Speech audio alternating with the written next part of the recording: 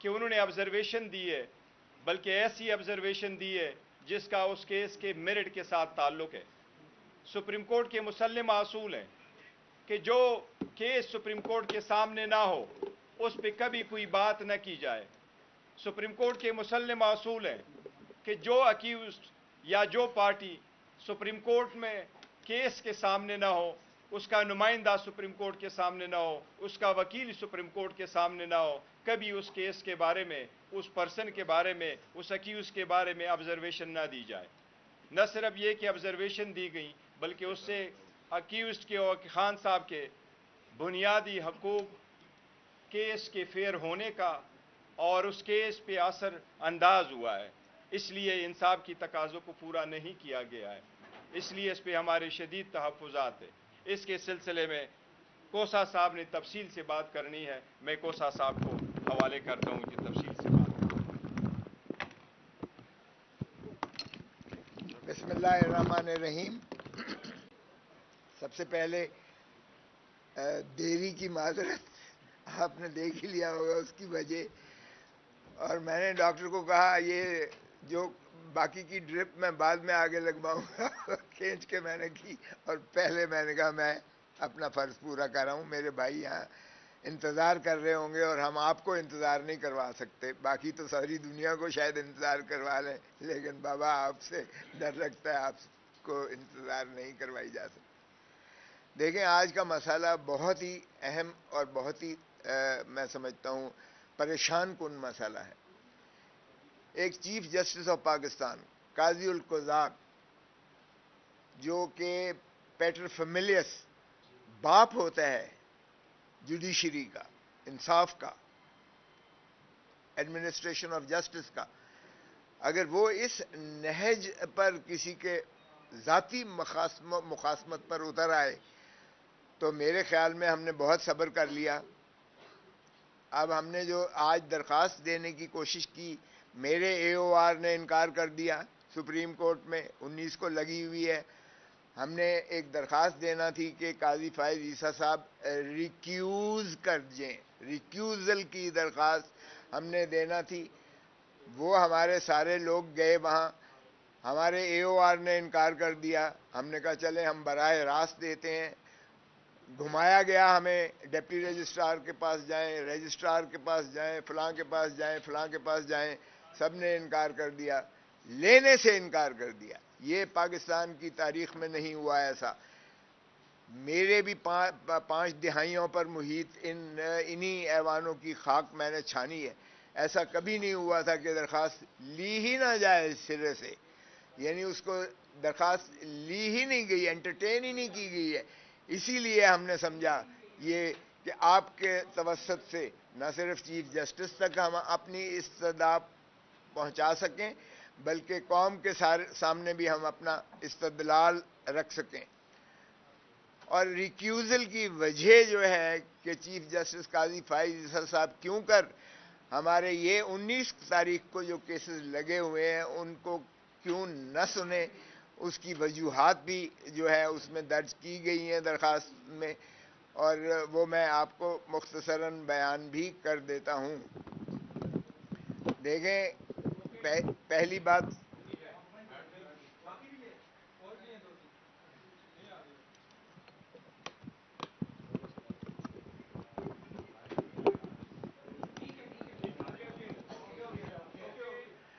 میں اس چیز میں بھی نہیں جاتا کہ قاضی فائز عیسیٰ صاحب کو براہ راست چیف جسٹس بلوچستان لگایا گیا جو آئین ہی کی خلاف ورزی تھی۔ ان کی تعیناتی بطور ہائی کورٹ کے جج کی بجائے ان کو چیف جسٹس ڈائریکٹ لگایا گیا بلوچستان میں۔ میں اس میں بھی نہیں جانا چاہتا کہ یہ براہ راست جج جو ان کو چیف جسٹس بنایا گیا تھا بلوچستان وہ ہی ناجوازن تھا۔ ان کی ظاہر ہے کہ اوپر تک جو ہے پرواز بطور چیف جسٹس پاکستان اسی کی بنیاد پر ہوئی، تو اس کا بھی ظاہر ہے کہ اگر بنیاد ہی غلط ہو تو عمارت اس پر جو ہے وہ ساری کی ساری جو ہے کرمبل ہو جاتی ہے۔ چلیں اس کو بھی درخور اعتنا کر لیجئے گا کیونکہ بہت پرانی بات ہو گئی ہے۔ ان کے خلاف بوجوہ جو شواہد آئے ان کے بچوں کے اور بیوی کے خلاف جو ان کی ایسٹس تھے لندن کے، ان کی بنیاد پر جو کہ ان کے خلاف ایک ریفرنس کی گئی، اور وہ ریفرنس جو ہے اس میں پہلے 10 جج صاحبان نے فیصلہ کیا کہ ان کا جو ہے ایف بی آر ان کا جائزہ لے، اور وہ 6-4 کی نسبت سے ہوا تھا۔ بعد میں ریویو میں 4-6 کی ریورس ہو گیا، اور یہ قواش کر دی گئی ان کے خلاف کارروائی پروسیڈنگز کو، اور اس دن سے یہ جناب اس وقت کے پرائم منسٹر عمران خان صاحب کو جو ہے وہ فراموش نہیں کر سکے۔ اور ماشاءاللہ سرین کھوسا ہیں، وہ ان کی وائف میری قوم سے متعلق ہیں، بلوچستان کے کھوسا جو ہیں، وہ جو ہے ان کے خلاف جو کچھ عمران خان کے خلاف ہرزہ گوئی لکھتی رہی ہیں وہ بھی ہم نے ساتھ لگایا، اس کا ذکر بھی کیا ہے۔ اب اگر بتائیں کہ ایک شخص جو ہے اس نہج پر جا کر کہ اس کی بیوی جو ہے کسی کو ایسی ہرزہ گوئی کر رہی ہو، ایسی زہر اگل رہی ہو اس کے خلاف، تو کیا اس کا خامن جو ہے وہ غیر متاثر ہوگا، یا اس کا کوئی اس میں جو ہے عمل دخل نہیں ہوگا، یا وہ اس سے جو ہے بالکل مبرہ ہو جائے گا یا رہے گا؟ تو یہ بھی ہم نے لکھا ہے کہ جناب یہ چیز مواد جو ہمارے سامنے آیا ہے، آپ کی بھی بیگم صاحبہ بہت زیادہ ہمارے خلاف، عمران خان صاحب کے خلاف بہت زیادہ لکھتی رہی ہیں، اور یہ تحریری چیزیں ہیں، اس لیے اس سے انکار بھی نہیں ہو سکتا۔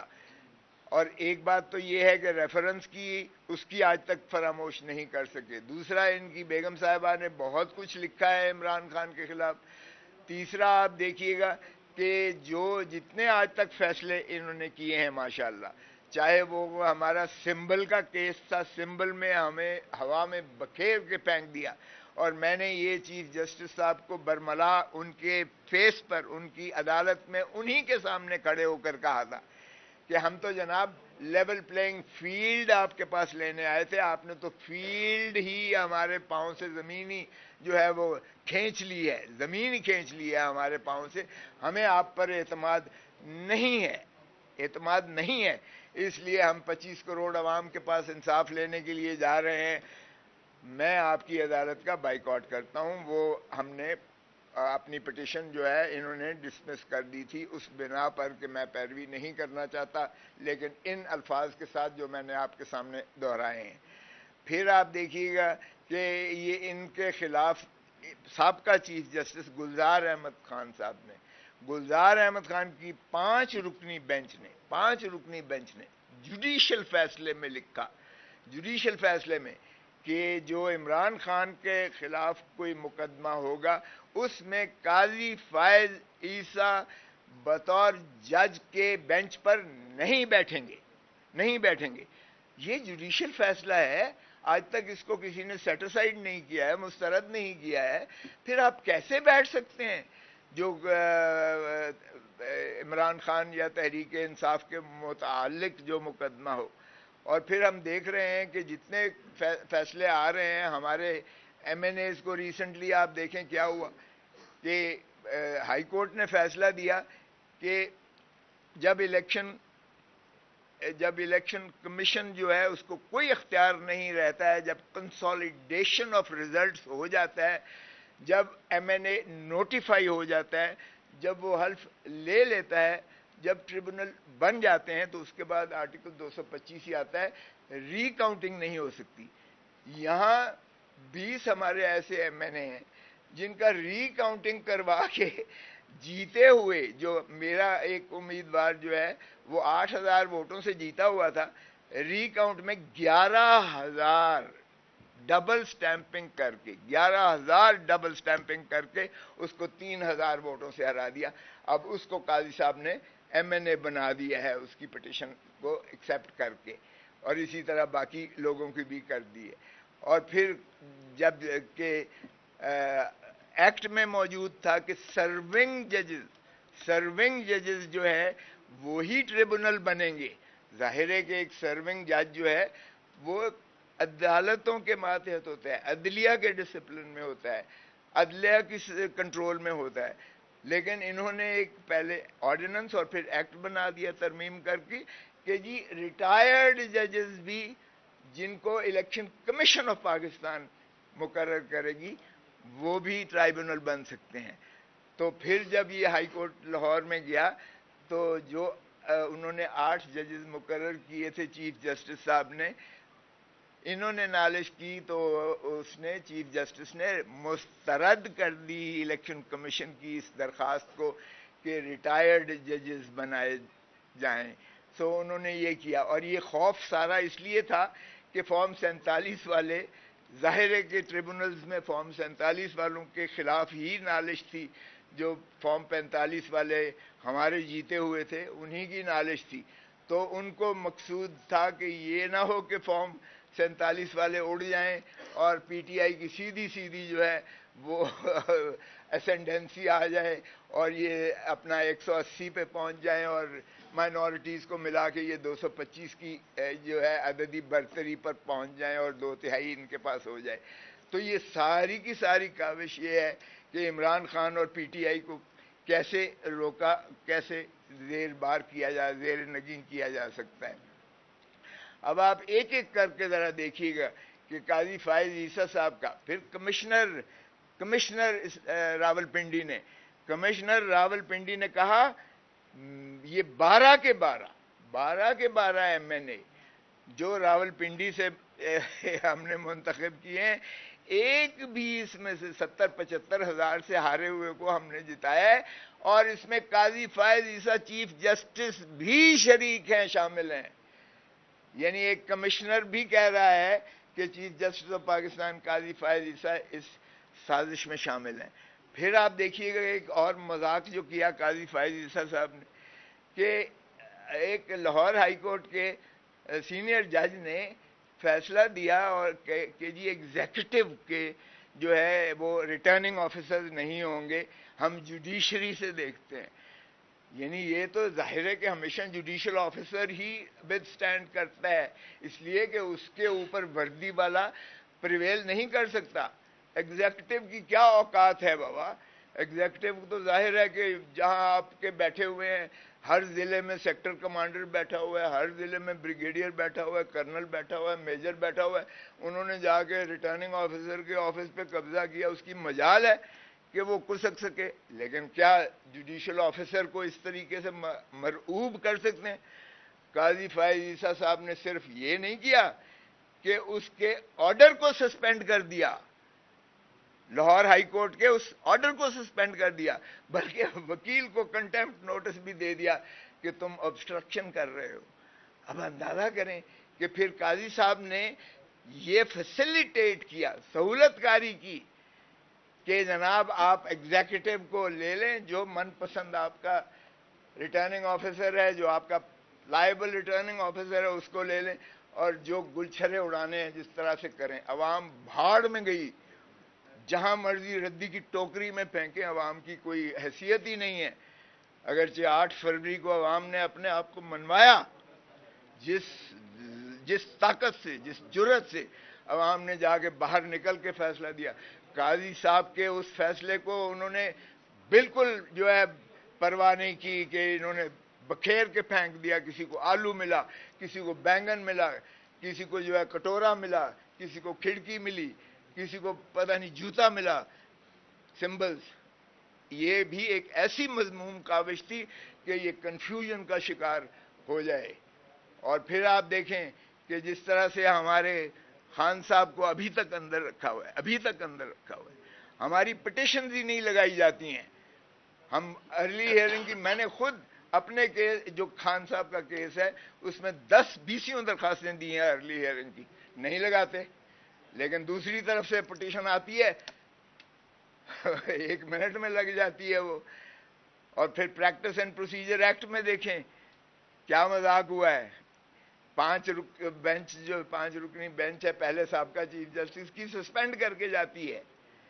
یہ اس کو اڑا کے پرے مارتے ہیں آ کے, اور اس وقت تک یہ ڈیفائنس کرتے ہیں جب پہلے سابقہ چیف جسٹس نے ایک لارجر بینچ بنائی تھی جس میں قاضی فائز عیسیٰ خود بینچ کا حصہ تھے، یہ اٹھ کھڑے ہوئے باقاعدہ واک آؤٹ کیا، بائیک آؤٹ کیا. کبھی جج بائیک آؤٹ کر سکتا ہے، واک آؤٹ کر سکتا ہے؟ اس سے بڑی مس کانڈکٹ کیا ہو سکتی ہے؟ لیکن کیا جناب. اور اب جو ہے ماشاءاللہ اب وہ یہ سمجھتے ہیں. اور پھر جس طرح چیئرمین صاحب نے کہا ایک پینڈنگ کیس ہے 190 ملین پاؤنڈ کا. پتہ ہے قاضی صاحب کو اس کیس کا؟ پتہ ہے؟ وہ 190 ملین پاؤنڈ ملک ریاض کا پیسہ تھا جو ریئل اسٹیٹ ٹائکون ہے. وہ اپنے ذاتی کاروبار کے لیے لے کر گیا تھا باہر. اس نے وہاں حسن نواز کی ون ہائیڈ پارک پیلس 50 ارب روپے میں خرید کی. 50 ارب روپے. نواز شریف کو تو کوئی نہیں پکڑتا، اس کے بیٹے کو تو کوئی نہیں پکڑتا. وہ 50 ارب روپے میں خرید کی one Hyde park palace Hasan Nawaz سے. اور وہاں سے نیشنل کرائمز ایجنسی جو ہے برطانیہ کی، اس کو سسپیشس ٹرانزیکشن، جس طرح یہاں بھی ہوتا ہے، ایف آئی اے اگر کسی ٹرانزیکشن کو مشکوک سمجھتی ہے تو وہ انکوائری کرواتی ہے. وہ کرتے ہوئے پتہ چلا کہ 190 ملین پاؤنڈ کی انہوں نے، ملک ریاض نے وہاں اس کی فیملی نے اکاؤنٹس لی. انہوں نے سارا چھان بین کی. انہوں نے کہا تمہارے پیسے ہیں، بتاؤ اس کو کیا کرنا ہے. کورٹ کے ذریعے، ڈسٹرکٹ کورٹ جو ہے ویسٹ منسٹر میں کمپرومائز ہوتا ہے ملک ریاض کا، نیشنل کرائمز ایجنسی کا، اور عدالت کے حکم سے 190 ملین پاؤنڈ وہ سپریم کورٹ کے اکاؤنٹ میں ڈائریکٹ ٹرانسفر ہوتا ہے. یار کسی کو خدا کا خوف بھی نہیں آتا؟ عمران خان کو کہتے ہو ایک ڈھیلا اس میں سے ادھر ادھر نہیں ہوا. اور عدالت کے ذریعے، یہ کوئی پاکستانی عدالت نہیں ہے اور نہ یہ پاکستانی کرائم ایجنسی ہے. ہماری نیب، ہماری ایف آئی اے نہیں ہے. وہ بھیجتے ہیں. یہ پریڈیکیٹڈ آفینس بھی نہیں بنتا تھا. پریڈیکیٹڈ آفینس وہ ہوتا ہے جو کرائم پروسیڈ سے پیسہ گیا ہو. تو کرائم پروسیڈ بھی نہیں انہوں نے وہ پایا تفتیش میں. انہوں نے کہا یہ اس کا اپنا پیسہ ہے اور یہ یہاں بزنس کے لیے لے کر آیا ہے. انہوں نے کہا واپس لے جاؤ. ٹھیک. تو اس میں کیا ہوا؟ اور باقی رہا یہ القادر، جس طرح انہوں نے کہہ دیا ہے ٹرسٹ یونیورسٹی ہے، وہ آج بھی وہاں موجود ہے اور ٹرسٹ کے نام ہے ہر چیز. وہ بھی خان صاحب یا بشرا بی بی کے نام، کچھ بھی ایک ڈھیلا نہیں آیا. تو یہ چیف جسٹس قاضی فائز عیسیٰ کون ہوتا ہے فتوے دینے والا؟ اور اگر یہ انفلوئنس کرتا ہے ماتحت عدالت کو، کیونکہ چیف جسٹس آف پاکستان کی آبزرویشن بھی، آبیٹر بھی بائنڈنگ ہوتا ہے، اور ایک نیچے والی عدالت. اب بتائیں وہ فائنل سٹیجز پر آیا ہے، اس کے بعد کیا رہ جاتا ہے؟ اس سے بڑی بددیانتی کیا ہو سکتی ہے؟ تو ہم نے یہ تمام چیزوں کا احاطہ کر کے لکھ کر دیا ہے کہ خدا را آپ اپنے آپ کو ریکیوز کر دیں اس کیس سے.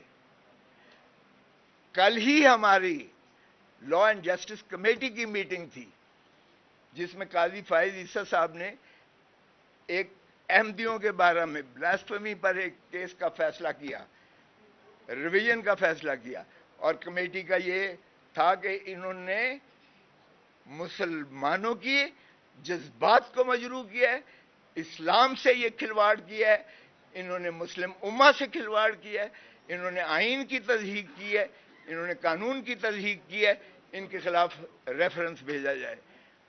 تو یہ چیزیں دیکھیں، ساری چیزیں ایسی ہیں جو میں سمجھتا ہوں کہ قاضی صاحب کو اس کیس سے علیحدہ ہو جانا چاہیے اور ہماری درخواست نہ لینا اس کا تو قطعاً کوئی جواز نہیں بنتا ہے.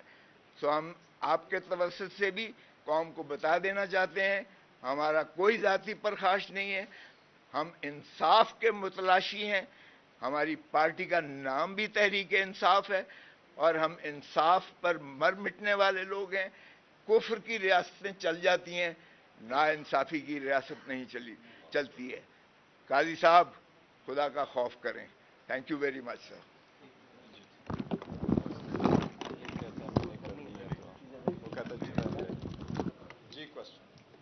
क्वेश्चन जी। अच्छा सर, ये जो काजी फायज ईसा का जिक्र है, थोड़ी सी मुझे क्लियरिटी नजर नहीं आ रही, क्योंकि अलीमा खान आज एक दरख्वास्त जिसका ताल्लुक काजी फायज ईसा के साथ से है वो लेकर गई सुप्रीम कोर्ट, उनकी दरख्वास्त ले ली गई। एक ऐसा मामला है कि एक दरख्वास्त जिसका ताल्लुक खुद चीफ जस्टिस से है वो ले लीजिए, दूसरी ना लीजिए और उसमें आप प्रेस कॉन्फ्रेंस करें, कंफ्यूजन सी है। नहीं देखो कंफ्यूजन जी, देखो मैं जी प्लीज। दूसरा ये कि हमाद अजहर ने ट्वीट किया है, उसने कहा है कि लॉबिंग है, कुछ साजिश के अनासर का भी जिक्र किया है और चीज़ें भी की हैं। तो उनने ये भी साथ कहा है कि खान से मिलने लोग जाते हैं वो लोग और ये सब करते हैं। अब खान से आप मिलने जाते हैं या शिबली फराज और उमर अयूब? बताइए कि उन्होंने आपका जिक्र ये किया है या शिबली फराज और उमर अयूब का? देखो जहाँ तक सेकंड क्वेश्चन का ताल्लुक है, अभी उसका टॉपिक नहीं है तो उसको नेक्स्ट टाइम पे करेंगे, वो हमारे इंटरनल मामलात है उनको डील कर लेंगे।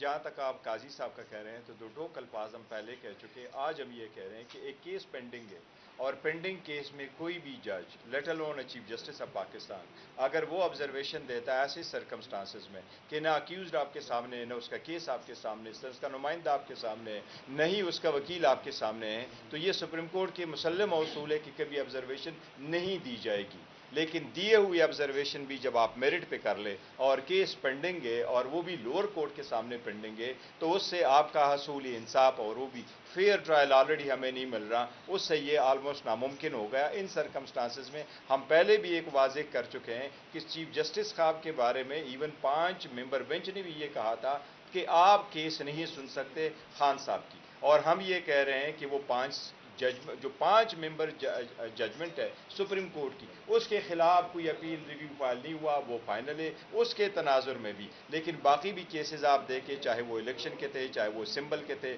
चाहे वो हमारी रिकाउंटिंग के हैं, इतनी बड़ी ऑब्जर्वेशन के बाद हमने ये मुतालबा किया है काजी साहब से कि ये सुप्रीम कोर्ट के 1960 से चला हुआ कानून है कि कोई भी जज जिसके बारे में एक लिटिगन ये कह दे कि मुझे आपसे इंसाफ की तवक्को नहीं है, ये लिटिगन का आईनी हक है कि वो जज के नोटिस में लाएं और वो जज साहब अपने आप को रिक्यूज कर ले। ये दुनिया की मुसहर मुल्क में ऐसा ही होता है, इसमें कोई कंटेप्ट नहीं है, आपने उसको टेम्परल लैंग्वेज में लेके आना है। हमने बसद एहतराम उससे यही इतना किया है कि सुप्रीम कोर्ट में जहां तक खान साहब PTI के केसेस है, आप काइंडली उससे अपने आप को रिक्यूज कर ले, उन बेंचेस पे ना बैठे।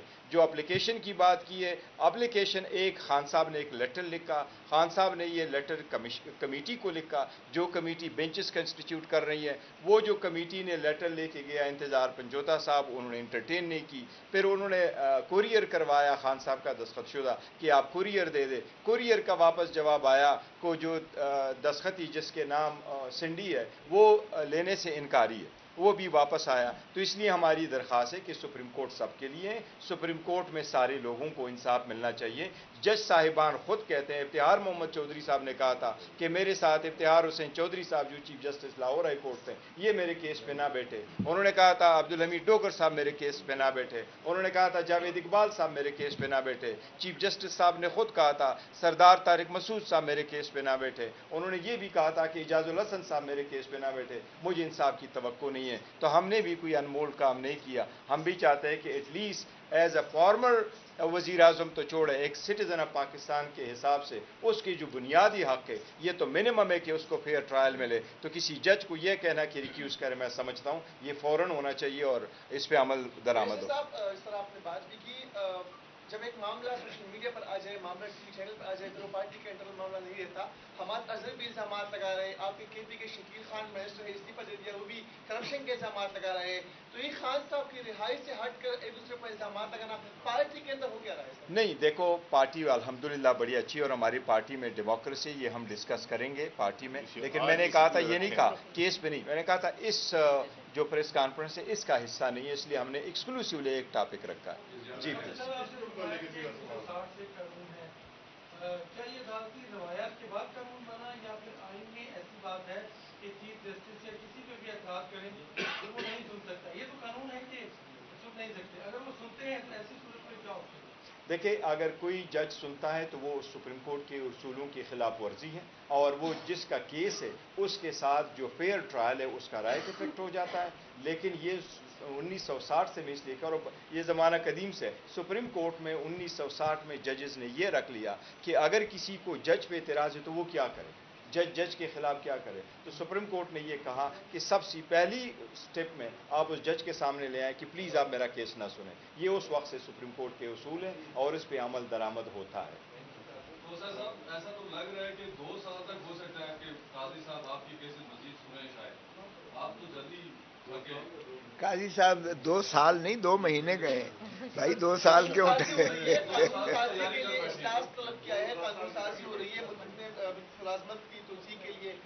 अरे बाबा, कानून साजी नहीं हो सकती है, आईन को तरमीम करना पड़ती है। Thank you ji, thank you sir.